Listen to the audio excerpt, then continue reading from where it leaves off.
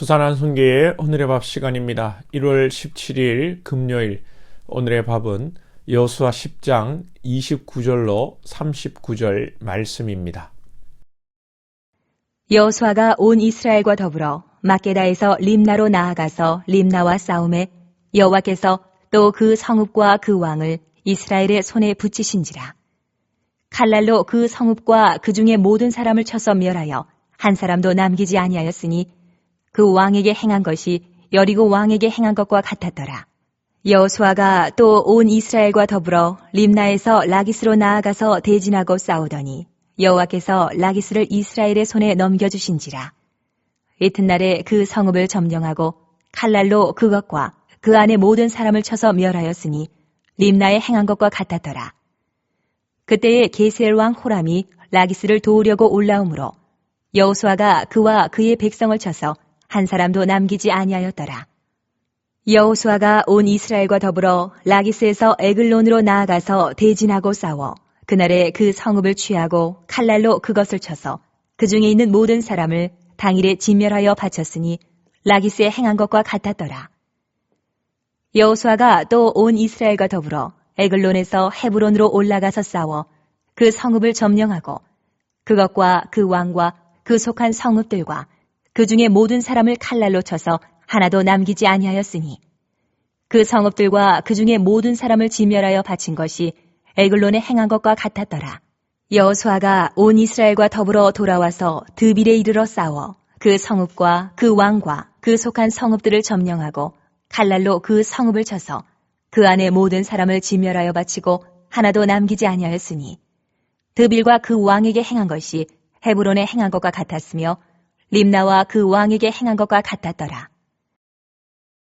이스라엘이 요단강을 건너고 여리고성을 무너뜨리고 가나안 땅의 남부를 먼저 정복하고 북부로 올라가게 되는데 오늘 본문은 가나안 남부를 점령한 지역을 쭉 열거하고 있습니다. 이스라엘은 남부를 점령하면서 아이성 외에는 패한 적이 없습니다. 오늘 본문에서 30절 하반절에 보시면 림나를 이기고 여리고 왕에게 행한 것 같았더라. 32절 하반절에 보시면 라기스를 점령하고 림나에 행한 것과 같았더라. 이런 표현들이 반복되고 있습니다. 그런데 아이성의 사건은 빠져 있지요. 당연히 아이성은 한 번에 패한 사건이기 때문에 빼버린 것입니다. 아이성은 전쟁한 성 중에 가장 작은 성입니다. 만약에 아이성이 큰 성이고 힘이 있는 성이라고 한다면 이스라엘에게 치명적인 피해를 주고 힘들게 하며 가나안 정복을 어렵게 만들었을 것입니다. 그런데 아이성에서 패하고 그것이 자극이 되고 회개가 되고 오히려 이스라엘을 바짝 정신 차리게 만들었습니다. 즉 이스라엘은 아이성에서 가나안 정복 시점에서 시작 시점에서 예방주사를 맞은 것입니다. 그리고 이후에 철저하게 하나님의 명령대로 순종하고 전쟁하여 정복전쟁을 이루어가는 것입니다. 아이성 실패가 이스라엘에게는 약이 된 것입니다. 우리 인생에서도 실패하고 절망하고 어려운 상황을 맞이한다고 해서 여러분 끝이 아닙니다.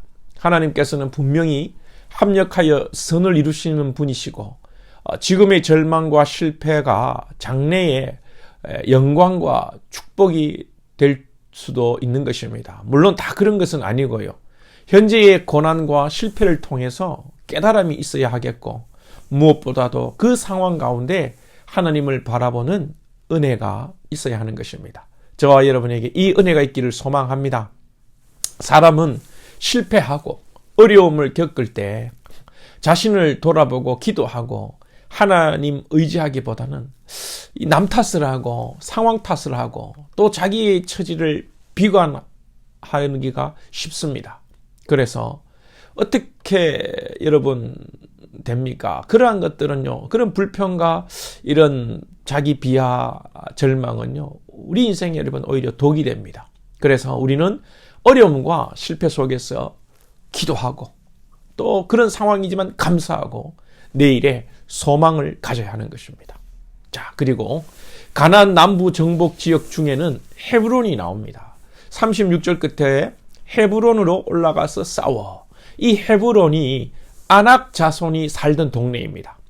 헤브론도 이스라엘이 정복하고 이 아낙 자손은 가드와 가사, 아스돗 지역으로 흩어져 살게 되는데, 가드와 가사는 이후에 블레셋 사람들이 살게 되는데, 아낙 자손과 함께 블레셋이 살게 되고, 이 블레셋에서 우리가 잘 아는 다윗 시대에 골리앗이 나오죠. 거인입니다. 네피림입니다. 즉 이 아낙 자손들은요, 네피림 자손이었습니다. 40년 전에 처음에 가나안 땅을 정복하기 위해서 12명의 정탐꾼이 정탐할 때 아낙 자손을 보고 이스라엘, 우리는 저들에 비하면 메뚜기와 같다, 우리는 죽었다, 이렇게 부정적인 평가를 하고 하나님을 신뢰하지 못해서 그들이 광야 40년을 뺑뺑이 돈 거 아니겠습니까? 그런데 이제 하나님께서 이 아낙 자손의 중심 도시 헤브론까지 정복하게 하시는 것입니다. 얼마나 놀랍습니까? 40년 전에 겁먹고 불평하고 부정적으로 말했던 상황에서 이제 40년이라는 시간이 지나 하나님께서 이기게 하시고 정복하게 하시는 것입니다. 불평하고 원망해도 하나님의 뜻이 이루어지죠? 네. 불평하고 원망해도 하나님의 뜻이 이루어지는데, 우리가 기도하고 기대하고 순종하고 믿음으로 나아가고 바랄 수 없는 중에 바란다면 하나님께서 속히 응답하시며 하나님이 영광 받으시며 우리를 통해 기뻐하실 줄 믿습니다. 이스라엘이 아이성 실패 이후에 가나안 남부를 거침없이 정복한 것은 바로 순종이었습니다. 가나안 정복 전쟁은 무기 전쟁, 군사력이 있냐 없냐 전쟁이 아니었습니다. 어떻게 이스라엘이 가진 어떤 그 빈약한 무기들, 청동으로 된 또 무기들, 그러나 가나안 족속들은 철제 무기를 가지고 전차를 가지고 있었단 말이죠.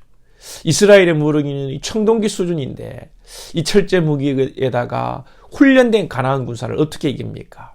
이것은 칼과 총의 싸움이고, 이런 예비군과 현역 군인의 싸움입니다. 이 싸움을 어떻게 이길 수 있겠습니까?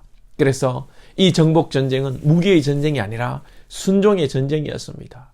이스라엘은 객관적으로 싸워 이길 수 없는 싸움을 믿음으로 순종하여 이긴 것입니다. 본문 아래에 42절을 한번 보시면, 이스라엘의 하나님 여호와께서 이스라엘을 위하여 싸우셨으므로 여호수아가 이 모든 왕들과 그들의 땅을 단번에 빼앗으리라. 이스라엘이 싸운 것이 아니라 여호와께서 이스라엘을 위하여 싸우심으로 이스라엘이 가는 곳마다 단번에 승리를 하고 가나안 땅의 남부를 정복한 것입니다. 오늘도 여러분 기도하십시다. 분명히 우리가 기도할 때 하나님께서 싸우시고 정리하시고 우리를 인도하십니다. 우리가 하면 우리가 하는 것이지만 우리가 기도하면 하나님께서 역사하시고 일하시고, 이로 말미암아 기적의 역사가 우리의 삶 가운데 일어날 줄로 믿습니다. 이 믿음으로 오늘도 기적을 경험하는 저와 여러분 될 수 있기를 축복합니다.